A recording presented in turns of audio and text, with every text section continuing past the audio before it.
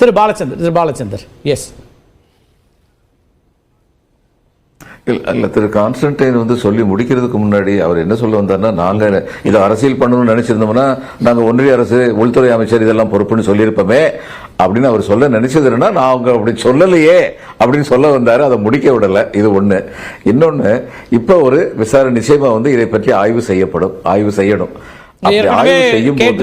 முக்கியமான ஒரு விஷயம் என்னன்னா, உள்துறை செயலாளர் வந்து டிஜிபி கிட்ட ஒரு 5 பேருடைய மரணம் 5 பேர்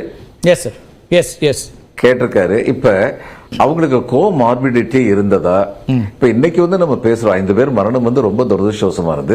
எதனால் மரணம் நிகழ்ந்தது அப்படிங்கறத பற்றி இந்த மருத்துவ அறிக்கை இதெல்லாம் பார்த்துட்டு தான் நம்ம வந்து முடிவு செய்ய முடியும். இப்ப நான் சொன்னது வந்து அக்னீஸ்வரன் வந்து கொஞ்சம் வருத்தப்பட்டாரு. இது என்ன பொதுமக்கள் மேல பொறுப்பு சுமத்துறாருன்னு. நான் பொதுமக்கள் மேல பொறுப்பு சுமத்தல, பொதுமக்களுக்கும் பொறுப்பு இருக்கு. நான் மறுபடியும் சொல்றேன்.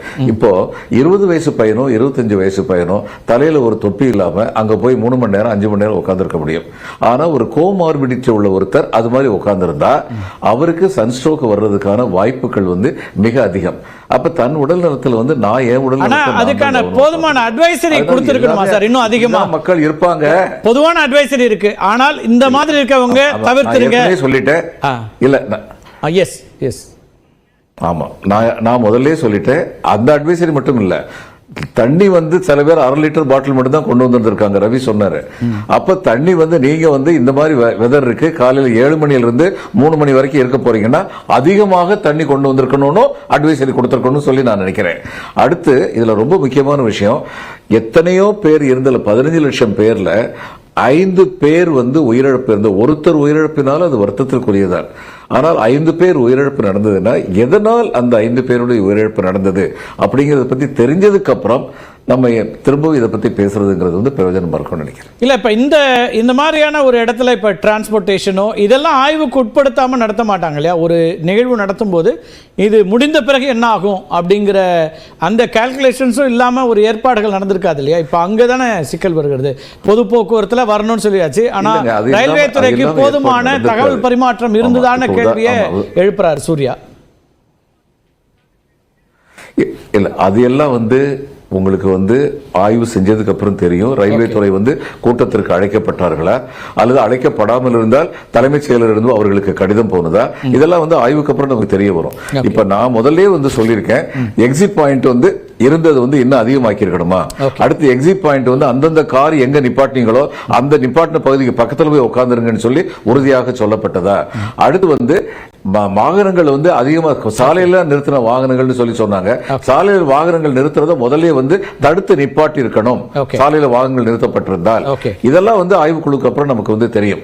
ஆனா மறுபடியும் சொல்றேன், நான் எத்தனையோ கூட்டங்கள் வந்து நான் வந்து கல்கட்டா ஃபுட்பால் ஸ்டேடியம் வந்து 1,10,000 பேர் கெப்பாசிட்டி, ஒரு அங்க வந்து என்னென்ன பிரச்சனைகள் வரும் எங்களுக்கு தெரியும். இந்த 15 லட்சம் பேர் சொல்றாங்க, ரவி வந்து 10 லட்சம் பேருக்கு மேல இருந்திருக்கலாம்னு சொல்றாரு. 10 லட்சம் பேர் இருந்ததுன்னே வச்சுக்குவோம். It was handled to the best of their ability.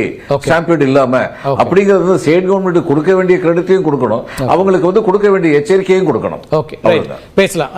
இந்த சர்வே முடிவு பார்த்தலாம், சுருக்கமாக நிறைவு கருத்துக்கு வரேன். இன்றைய தலைப்பில் நடந்த சர்வே முடிவில் குயிக்காக பார்த்துடலாம். விமானப்படை சாகசத்தை பார்க்க வந்தவர்கள் 5 பேர் பலியானதற்கு பொறுப்பேற்க வேண்டியது யார்? மத்திய அரசு மாநில அரசு இருவருமே அப்படிங்கிறதுல வச்சிருந்தோம். இதில் மாநில அரசாங்கத்துக்கான பொறுப்புன்னு 47% பேர், இருவருக்கும் 30% பேர், மத்திய அரசு 23% பேர். திரு வெற்றிச்செல்வன், உங்கள் நிறைவு கருத்தும் பதிவு பண்ணலாம். இந்த மாதிரியான ஒரு சூழல்களை எப்படி கையாளணும், அல்லது கிளைமேட் சேஞ்சுங்கிறது ரொம்ப பெருசாக இப்போ கவனிக்க வேண்டியதாக இருக்கிறதா, எப்படி பார்க்குறீங்க? இன்றைக்கி அமைச்சர் அவர்கள் கொடுத்த பேட்டியில் வந்து ரொம்ப சொல்லியிருக்காங்க, இது வந்துட்டு ஹீட் ரிலேட்டட் டெத் அப்படிங்கிறதா சொல்லியிருக்காங்க. ஆமாம், அதுக்கு மேற்கொண்டு இருக்கக்கூடிய போஸ்ட்மார்ட்டம் பண்ணுறாங்களா அந்த ரிப்போர்ட். ஆனால் அமைச்சர் அவர்களுடைய பதிவு அப்படிங்கிறதா வேற எந்த காரணமும் இல்லை. தேவர் ப்ராட் டெத் தான் சொல்கிறாங்க. ஆமாம், அப்போ அந்த இடத்துல தான் அவங்க இறந்துருக்காங்க. அப்போ வந்து ஹீட் இன்டியூஸ்டு டெத் அப்படிங்கிறத நம்ம புரிந்து கொள்ள வேண்டும். அப்போ இந்த இடத்துல இருந்து தான் இப்போ ஸ்டேட் ஒவ்வொரு செக்லிஸ்ட் ரெடி பண்ணுகின்ற போது நாம் இனிமேல் வெதர் ஆன்டிசிபேட் பண்ணணும். நமக்கு என்னன்னா மழை அண்டு புயல் மட்டும்தான் மிகப்பெரிய பிரச்சனை நம்பிக்கிட்டு இருக்கோம். வெயில் அப்படிங்கிறது நம்ம கொள்ளும் விடும் அப்படிங்கிறது நமக்கு தெரியல. அது ஒரு சைல்ட் கில்லரா இருக்கு அப்படிங்கிறது, ஹீட் வேவ்ஸ் பிரச்சனையாக இருக்கு அப்படிங்கிற அப்ப என்ன அதில் தான் அவங்க கனிமொழி எம்பி அவர்கள் கூறியது போல இனிமேல் வந்து இந்த மாதிரி பிரம்மாண்டமான கூட்டங்களை கூட்டுவதை நாம் குறைக்க வேண்டும் அப்படிங்கிறது நமக்கு ஆன்டிசிபேட் பண்ண வேண்டியது இருக்கு. அடுத்ததாக இவ்வளவு லட்சம் மக்கள் கூடுறாங்க அப்படின்னா அடுத்து பார்க்க வேண்டியதுன்னா அவருக்கு முதல் உதவி கிடைப்பதில் சிக்கல் இருந்திருக்கு. அதை வந்து அவங்க பதிவு செய்யறாங்க. அப்போ இவ்வளவு பேர் இருக்கும் போது முதல் உதவி கொண்டு சேர்ப்பதற்கான சிக்கல் எங்க இருந்து வருது? ஒரு ஆம்புலன்ஸை வெளியே கொண்டு போறதுக்கான. அப்ப இந்த திட்டமிடுதல் அப்படிங்கிறது நமக்கு முக்கியம். அப்ப என்னன்னா அரசினுடைய ஒவ்வொரு செயல்பாட்டிலையும் இருக்கக்கூடிய அறிவியல் ரீதியாக இருக்கக்கூடிய கிளைமேட் சேஞ்சாக இருக்கட்டும், குளோபல் வார்மிங் நிறைய ஆய்வுகள் வந்து இவை எல்லாமே நம்ம பியூரோக்ரசியோட கவர்னன்ஸ்ல வரணும். மக்கள் தமிழக மக்கள் தெளிவா நுண்ணிய பார்வையோடு பார்த்திருக்காங்க சார். 45 விழுக்காடு மாநில அரசு பொறுப்பு. ஏனால் நடந்த இடம் நடத்தியது மத்திய அரசாங்கத்துடைய ஒரு துறையாக இருந்தாலும் நடந்த இடம் மாநில அரசு. தமிழ்நாட்டினுடைய ஒட்டுமொத்த அமைச்சரவையும் அங்கே இருந்தது, காவல்துறை இருந்தது, எல்லாம் இருந்துச்சு. ஆகையினால அவர்கள் தான் பொறுப்பு. அதையும் தாண்டி இது போன்ற ஒரு பெரும் கூட்டத்தை பெரும்பாலும் மக்கள் தனக்கு பாதுகாப்பு கருதி நம்மளால மீண்டு வர முடியும்பா என்று தெரிந்தால் போங்கள், இல்லை என்றால் வீட்டிலே இருங்கள். அது உங்கள் உயிருக்கும் உடமைக்கும் நல்லது. சூர்யா நிறைய கருத்து. அதுதான் நம்ம மீண்டும் மீண்டும் கடந்த வருட கன்சர்ட் பத்தி சொன்னேன். அதனால கற்கக்கூடிய விஷயங்கள்ல இருந்து அடுத்த முறை பெட்டரா செய்யணும்ன்ற எண்ணம் இருக்கணும். அதை விட்டுட்டு நடந்த சம்பவங்களுக்கு மற்றவர்கள் மீது பழி போடாமல் நம்ம கிட்ட என்ன குறை இருக்கு, அதை எப்படி நிவர்த்தி செய்யணும் இந்த பெருங்கூட்டங்களுக்கு அப்படின்றது இந்த அரசு ஆராயணும் அப்படின்றது எங்களுடைய கோரிக்கை. ஓகே திரு கான்ஸ்டன்டைன். மாண்புமிகு முதலமைச்சர் மிக தெளிவாக நாங்கள் செய்திருந்ததை சொன்னது மட்டுமல்ல, இது போன்ற நேரங்களில் இன்னும் நாங்கள் இதில் எதை அதிக செய்ய வேண்டியது இருக்கிறது என்பதை தெரிந்து நாங்கள் எதிர்காலத்தில் செய்ய வேண்டும் என்று சொல்லியிருக்கிறார் என்று சொன்னால் அவருக்கு நமது அட்வைஸ் தேவையில்லை. அவர் தெளிவாக இருக்கிறார். முடிந்த வரைக்கும் மக்களை பாதுகாப்பதில் அவர் மிக தெளிவாக நடந்திருக்கிறார்.